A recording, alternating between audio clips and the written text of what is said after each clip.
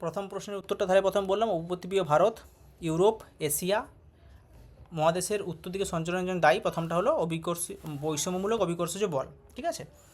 দ্বিতীয় প্রশ্নটা উত্তর হবে আফ্রিকার পশ্চিম সাহারা উপকূল মেক্সিকো উপসাগরের সঙ্গে জোড়া লেগে যায়, এটি হলো গঠনগত প্রমাণ। অপশান 3 যেটা হবে সেটা হচ্ছে যে উপযুগে প্যানজিয়া ভাঙন শুরু হয়েছিল। দেখো, প্যানজিয়ার প্রধান ভাঙন শুরু হয়েছিল অ্যাকচুয়ালি মেসোজোয়িক যে যুগ রয়েছে সেই যুগের মেসোজোয়িক যুগের যে ট্রায়াসিক পর্যায়ের ট্রায়াসিক বা ট্রিয়াসিক যেটা আছে ট্রিয়াসিক পর্যায়ের শেষ ভাগে, যেটা আজ থেকে 20 কোটি বছর আগে, সেটা অপশানে নেই। অ্যাকচুয়ালি মেসোজোয়িক যে মহাযুগ তার দুটো ভাগ রয়েছে, যেটা ট্রায়াসিক আর জুরাসিক। এই ট্রায়াসিক আর জুরাসিকের মাঝ বরাবর সন্ধিক্ষণে এই ভাঙনটা শুরু হয়েছিল। কাজেই তোমাদেরকে মনে রাখতে হবে মেসোজোয়িক মহাযুগে আসল ভাঙন শুরু হয়। তার দুটো ভাগ, একটা হচ্ছে ট্রায়াসিক আর জুরাসিক। তো ট্রায়াসিক অপশানে নেই, জুরাসিক আছে। ট্রায়াসিক থাকলেও সেটাও সঠিক, ট্রায়াসিক যুগে শুরু হয়েছিল, জুরাসিকেও ভাঙন হচ্ছে, এরকম অবস্থা। একটা হঠাৎ করে তো ভাঙন হয়ে যায়নি, তাই ট্রায়াসিক জুরাসিক দুটোই কিন্তু উত্তর হবে, কারণ ট্রায়াসিক আর জুরাসিকের সন্ধিক্ষণে এটা শুরু হয়েছিল। ঠিক আছে। কিন্তু কার্বনিফেরাস যে যুগ, সেই যুগে কিন্তু এটা পুরো অখণ্ড অবস্থায় ছিল। তাই এই জিনিসটা কনফিউজ না হয়ে সঠিকভাবে উত্তর দেবে। দেখো, 4টার ক্ষেত্রে বলে রাখি, নিম্নলিখিত বলটি কোনটি সত্য কোনটি মিথ্যা। তাহলে পুঞ্জিত ক্ষয়ের ক্ষেত্রে প্রধান শক্তি অভিকর্ষজ বল, একদম সত্য। পুঞ্জিত ক্ষয়ের ক্ষেত্রে বৃষ্টিপাত সাহায্যকারী উপাদান, হ্যাঁ অবশ্যই সাহায্যকারী উপাদান, বৃষ্টিপাত ছাড়া হবে না। ভূমির ঢাল পুঞ্জিত ক্ষয়ের ক্ষেত্রে কার্যকারী নয়, না এটা তো ঠিক হচ্ছে না, কারণ ভূমির ঢালটাও কিন্তু পুঞ্জিত ক্ষয়ের ক্ষেত্রে গুরুত্বপূর্ণ। সে কারণে টিটিএফ কোনটাতে রয়েছে, টিটিএফ রয়েছে, টিটিএ মানে অপশান বি, তাহলে বিটা হবে সঠিক উত্তর।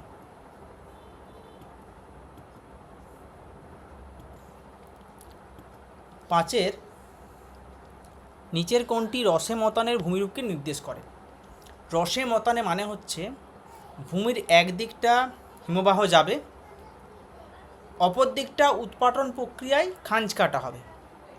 এই সংজ্ঞার সঙ্গে মিলছে কোনটা, অপশান বি এর সংজ্ঞার সঙ্গে মিলে যাচ্ছে। দেখো, হিমবাহ দিকে যাচ্ছে এবং বিপরীত দিকটা খাঁজ কাটা, তাই এটা হচ্ছে সঠিক উত্তর, অপশান বি।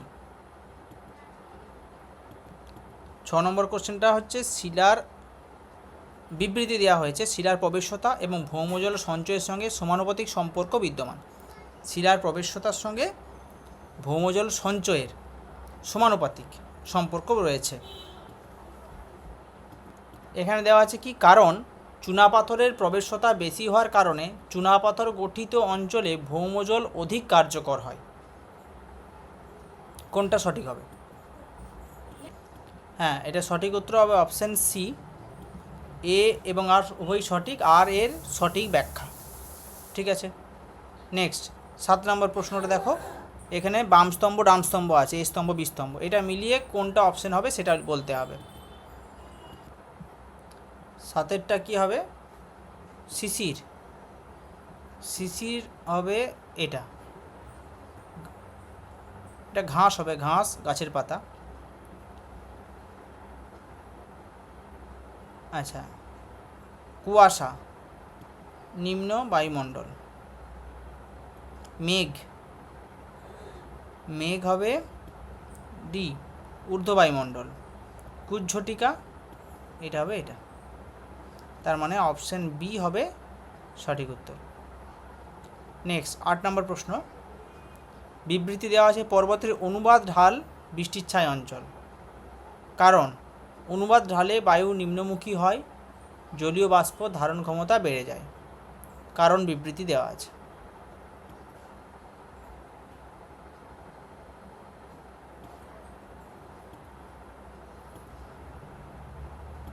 আচ্ছা, এটা তোমরা ঠিকই বলেছ, পর্বতের অনুবাদ ঢাল বৃষ্টির ছায় অঞ্চল, তাহলে এটা অপশানটা সি সঠিক উত্তর হচ্ছে, এ বি উভয়ই সঠিক, আর এ সঠিক ব্যাখ্যা। Very good. 9 নম্বর প্রশ্ন দেখো, পরিচলন বৃষ্টিপাত হয় যে মেঘ থেকে। পরিচলন বৃষ্টিপাত কোন মেঘ থেকে হয়? Cumulonimbus, stratus, cirrocumulus, nimbus. কোনটা হবে?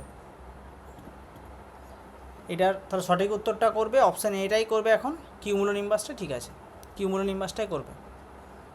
পরে 10এরটা, সমুদ্র জলের লবণতা প্রকাশ করা হয় কোন এককে?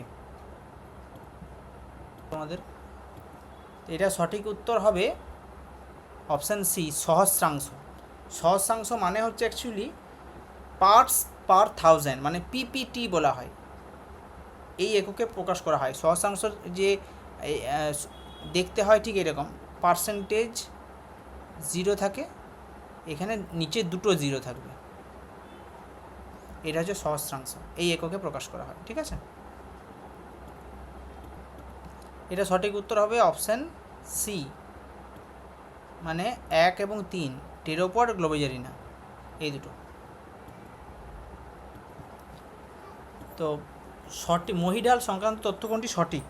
তো মহিডালের যেটা বলা হয়েছে যে প্রথম হচ্ছে অত্যন্ত মৃদু ঢাল। তো মহিডালের অত্যন্ত মৃদু ঢাল তো নয়, মহিডাল তো অবশ্যই একটু বেশি ঢালই হবে, তাই মৃদু ঢাল কথাটা হবে না, এটা খাড়া ঢাল বৈশিষ্ট্য। তাহলে এটা আমার প্রথমে আমি নেগেটিভ দিতে পারি।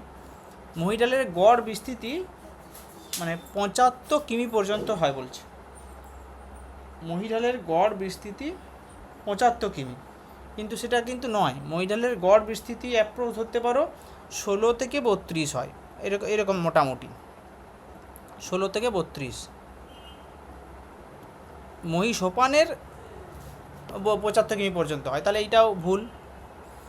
মহিডালের গভীরতা 200 থেকে 4000, এটা ঠিক। আর মহিডালে বলছে মৎস্য চাষ, না, মহিডাল তো কখনোই মৎস্য চাষ হবে না, মানে অনেক গভীরে অবস্থিত এটা। তাহলে সঠিক উত্তর আমাদের অপশান সি হচ্ছে 12টা। ডি চলে আসি, ভেনচিত্র দেওয়া আছে, এখানে জীবমণ্ডল, বাস্তুতন্ত্র, স্বভোজী, পরভোজী দেওয়া আছে। তাহলে বাস্তুতন্ত্রটা লং কনসেপ্ট, মানে পুরোটা একটা বাস্তু, মানে আমি যে একটা ধরি এইটা বাস্তুতন্ত্র, গোল একটা বৃত্ত, এটা পুরোটা বাস্তুতন্ত্র। বাস্তুতন্ত্রের মধ্যে আসছে জীবমণ্ডলের মধ্যে আসছে বাস্তুতন্ত্র, তার মানে এটা পুরোটা জীবমণ্ডল একটা বৃত্ত, তার ভিতরে আসছে বাস্তুতন্ত্র। স্বভোজী পরভোজী তার মধ্যে, তাহলে এটা স্বভোজী পরভোজী, তার মানে অপশান বি হবে সঠিক। প্রথম বৃত্তটা হচ্ছে জীবমণ্ডল, পরের বৃত্তটা হচ্ছে বাস্তুতন্ত্র, বাস্তুতন্ত্রের মধ্যে একটা হচ্ছে স্বভোজী, একটা পরভোজী, তাহলে অপশান বি সঠিক উত্তর হবে। চলো দেখে নিই 14টা কী হবে। নিচের কোন ক্রমটি সঠিক?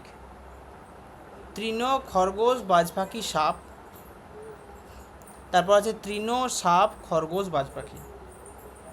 তৃণ, খরগোশ, সাপ, বাজপাখি, একদম 3 নম্বরটাই সঠিক বোঝাই যাচ্ছে। নেক্সট, বাম স্তম্ভ ডান স্তম্ভ আছে, কেঁচো, কাক, তিমি, ডায়াটম, ফ্লোরা, ডেট্রিভোর, নোংরা খাদক, ফোনা। চলো এটা ঠিক করো, দেখো।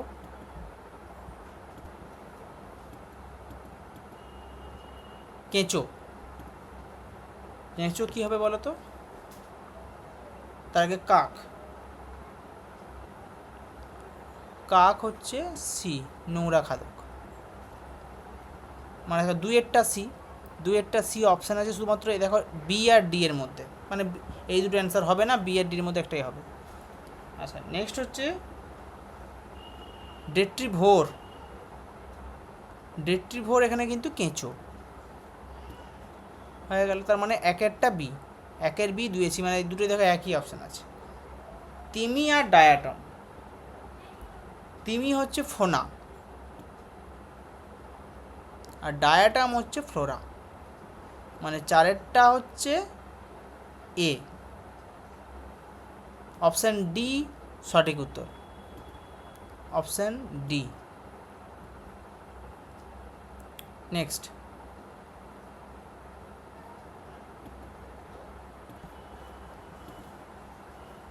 কার্যকর জমি হিসেবে বিবেচনা করা হয় সেটা হচ্ছে মানুষ জমি অনুপাত, অপশান বি সঠিক উত্তর। নেক্সট, জনসংখ্যার বার্ষিক বৃদ্ধির হার ড্যাশ হলে তাকে জনবিস্ফোরণ বলা হয়। জনবিস্ফোরণ যদি সেক্ষেত্রে 2% এর বেশি হলে, মানে অপশান ডি সঠিক, 2%-এর গ্রেটার দেন আছে, এইটাই সঠিক উত্তর হবে। এইটা হলে তাকে জনবিস্ফোরণ বলা হবে। এটা সঠিক উত্তর কী হবে? 18 প্রশ্নটা, এটা সঠিক উত্তর হবে অপশান ডি, 2 আর 3 সঠিক, মানে রাজনীতি স্থিতিশীলতা আর কর্মীর চাহিদা। 19 নম্বর প্রশ্ন, তাহলে 19-এর প্রশ্নটা সঠিক উত্তর কী হলো? অপশান সি, 1 আর 3 সঠিক। চলে এসো 20 নম্বর প্রশ্ন। আচ্ছা, প্রজননের জৈবিক নিয়ন্ত্রক হবে অপশান এ মানসিক অবস্থা। আচ্ছা, সঠিক জোড়াটি নির্বাচন করো। রেল লাইন বরাবর পিণ্ডাকৃতি বসতি হবে না। উর্বর ভূমিভাগ বিক্ষিপ্ত না। মরুদ্যান বরাবর পিণ্ডাকৃতি। পাহাড় পার্বত্য অঞ্চল রৈখিক বসতি। পাহাড় পর্বত রৈখিক বসতি দেখা যায়, অপশান ডি সঠিক উত্তর 21-এরটা। ঠিক আছে, আর একটা হচ্ছে প্রশাসনিক ক্ষুদ্রতম একক কোনটি? এটা হবে মৌজা।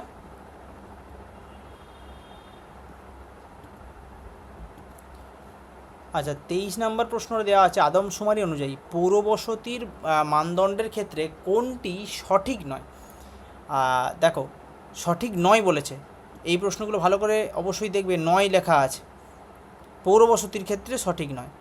মোট জনসংখ্যা 5,000 জন তার বেশি হবে, তাহলে পৌরবসতির ক্ষেত্রে 5,000 জন তার বেশি হতে হবে, তাহলে এটি সঠিক। জনঘনত্ব প্রতি বর্গমিটারে 400 জন বা তার বেশি হবে, এটাও সঠিক। বসতির মোট জনসংখ্যা 60% অকৃষিকাজে নিযুক্ত থাকবে, এটা পৌরবসতির জন্য ঠিক। ঠিক আছে, তার মানে আমাদের সি হবে সঠিক উত্তর। সিটা কিন্তু কী বলতো, পৌরবসতির জন্য সঠিক, কিন্তু সঠিক নয়টি খুঁজে বার করতে বলেছে, তার মানে এটা সঠিক নয়।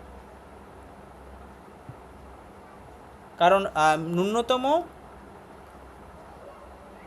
1 মিনিট দাঁড়াও, পৌরবসতির ক্ষেত্রে সঠিক নয় বলেছে।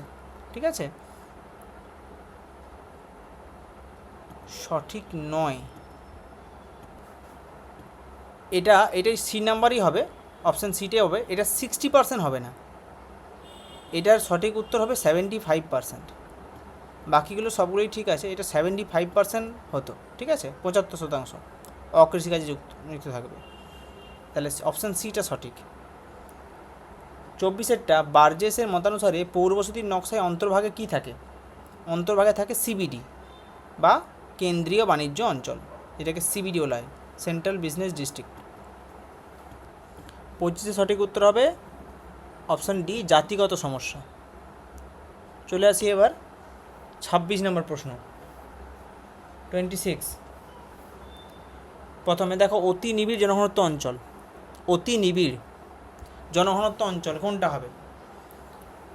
অতি নিবিড় জনঘনত্ব অঞ্চল, একটা হবে বি, পশ্চিমবঙ্গ। আর অতি স্বল্প হবে লাদাখ, তাই তো? মানে আমি যদি 1-এরটা বি আর 4-এরটা এ, 1-এরটা বি 4-এরটা এ, এরকম কটা অপশান পেয়েছি? একটাই অপশান পেয়েছি, দেখো। বাকি দেখো, 2-এরটা ডি, 2-এরটা হচ্ছে তামিলনাড়ু, আর স্বল্প হচ্ছে রাজস্থান, মানে অপশান এ হচ্ছে সঠিক উত্তর। 1-এর বি, 2-এর ডি, 3-এর সি, 4-এর এ হয়ে গেল। আচ্ছা, তারপর দেখো, নিচের কোনটি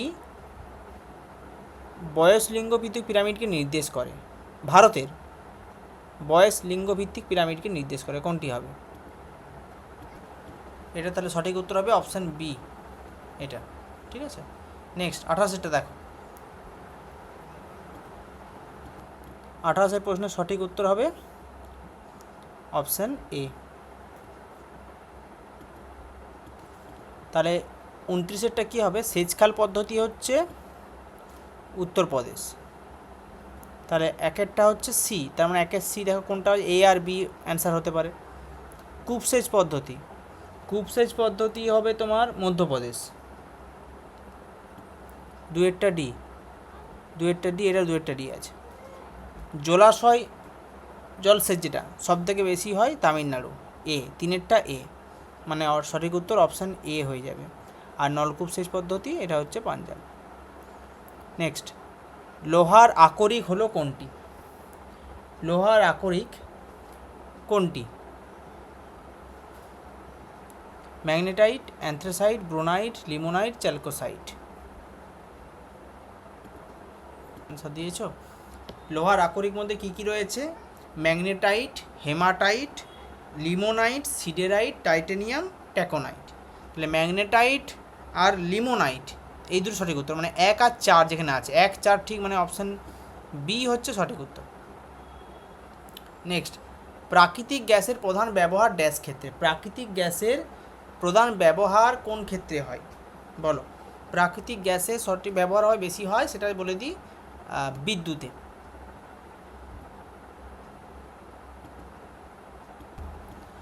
সেটা দেখো, সবুজ বিপ্লব সংক্রান্ত কোনটি সঠিক? তো এখানে 1 এবং 4 হচ্ছে সঠিক।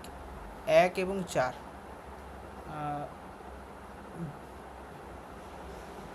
1 এবং 4 না, দাঁড়াও, 1 এবং 2 সঠিক, সরি 1 এবং মানে 8টা হবে সঠিক উত্তর, ঠিক আছে। আর রেটুন, রেটুন অ্যাকচুয়ালি ইক্ষু, মানে অপশান ডি হবে সঠিক উত্তর, মানে এ আর ডি, ঠিক আছে। 34 আর 35 এই দুটো আবার কী হবে? দেখো, মুম্বাই, মুম্বাই হচ্ছে ভারতের বৃহত্তম বন্দর, 1 ডি হলো।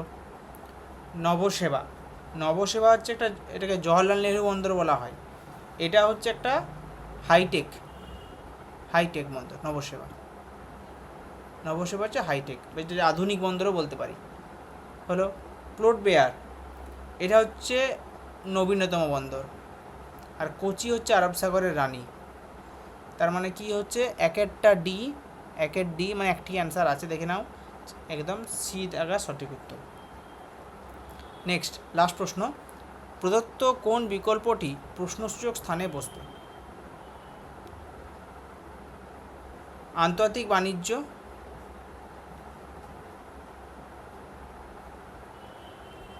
আচ্ছা এখানে কোনো ছক ডায়াগ্রাম কিছু আছে, দাঁড়াও দেখছি।